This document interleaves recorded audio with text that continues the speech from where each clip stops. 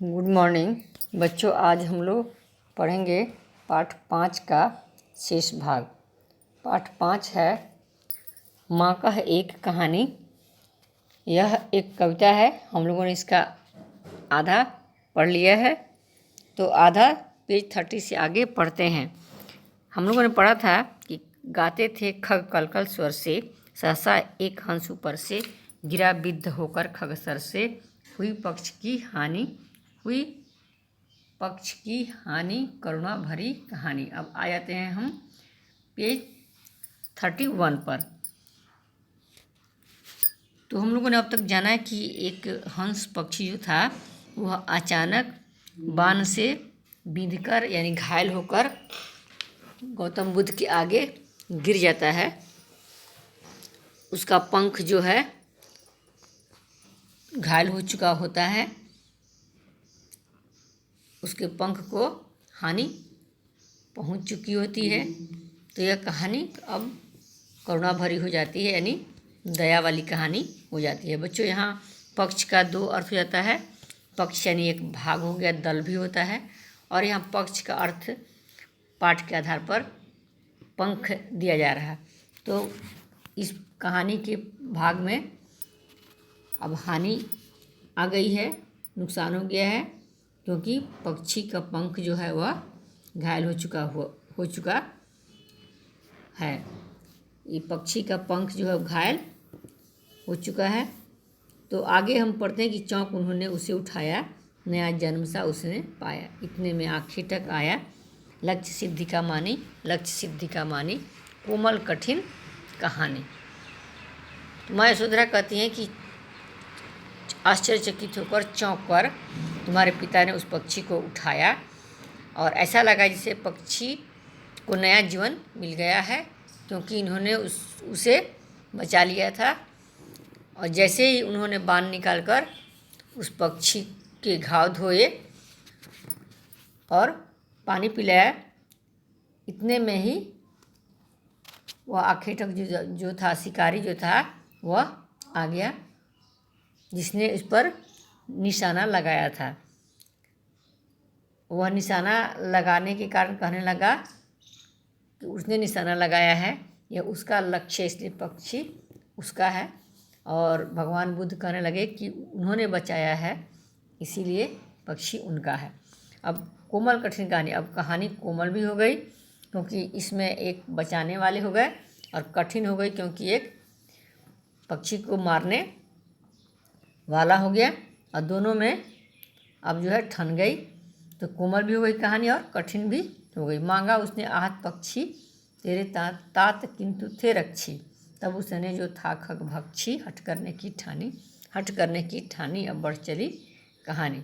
आगे वो कहती हैं कि वह घायल पक्षी को वह मांगने लग गया। आहत यानी घायल होता है, और तेरे तात यानी तुम्हारे पिता रक्षा करने वाले थे, रक्षक थे, तो वे नहीं दे रहे थे, और वह जिद करने लग गया कि नहीं, वह पक्षी जो है उसका है।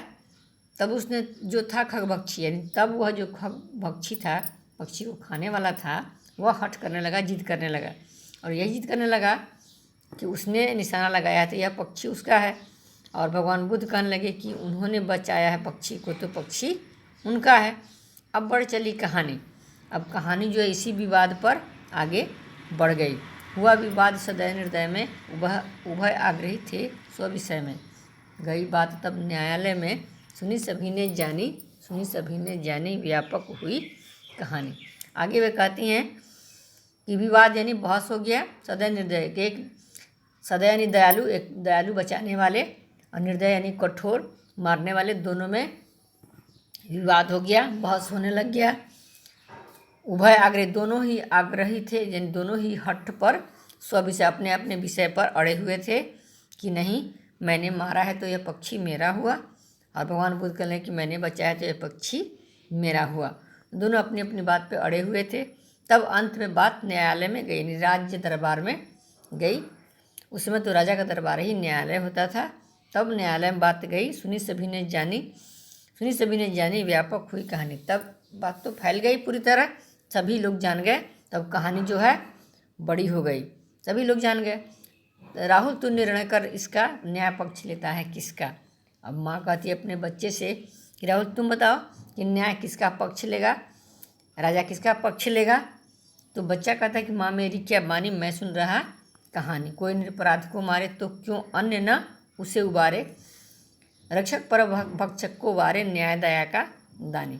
बच्चा कहता है कि माँ मैं क्या बोलूँ, मैं तो सिर्फ कहानी सुन रहा हूँ, लेकिन कोई अगर निर्दोष को मारता है तो दूसरा उसे क्यों नहीं बचाए, उसका भी कर्तव्य है बचाने का। न्याय तो दया का दान करने वाला होता है, वह रक्षक पर भक्षक को निछावर कर देता है, अर्थात रक्षक की ही जीत हो जाती है, रक्षक की ही बात मानी जाती है, भक्षक को उस पर वारे यानी निछावर कर दिया जाता है, यानी उसको हटा दिया जाता है। रक्षक की ही बात सुनी जाती है, भक्षक की नहीं। न्याय क्योंकि दया का दान करने वाला होता है, न्याय दया का दानी तूने सुनी कहानी। माँ कहती है कि हाँ न्याय दया का दान करने वाला होता है, तूने कहानी सुन ली ना।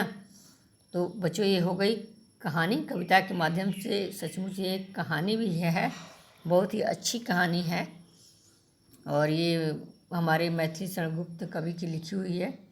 और इसके अलावा थोड़ा शब्दार्थ है, आप उसे याद कर लेंगे। देखिए ये शब्दार्थ हैं भ्रमण, घूमना या सैर, चेटी, दासी, सुरभि, सुगंधि, उपवन, बगीचा, वर्ण वर्ण, तरह तरह के, हिम, बर्फ, बिंदु, पदार्थ का छोटा बड़ा अंग या कण भी कह सकते हैं, खग, पक्षी, विद्ध, बिंदकर, तीर से घायल होकर, स्वर, आवाज, शर, तीर, पक्ष, पंख, आखिटक, शिकारी, और ये लक्ष्य, निशाना, आहत, घायल, तात, पिता।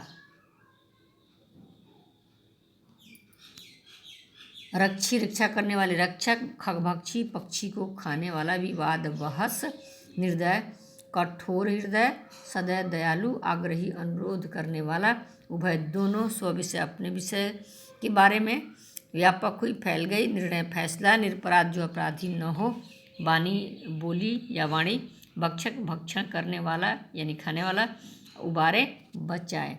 हो गया बच्चों। तो मिलते हैं अगले वीडियो में, हम लोग अभ्यास प्रश्न बनाएंगे, तब तक के लिए आप ये कर लीजिए। उम्मीद है ये कहानी आप लोगों को अच्छी लगी होगी, कविता के माध्यम से बहुत ही अच्छी है। धन्यवाद। मिलते हैं हम लोग अगले वीडियो में।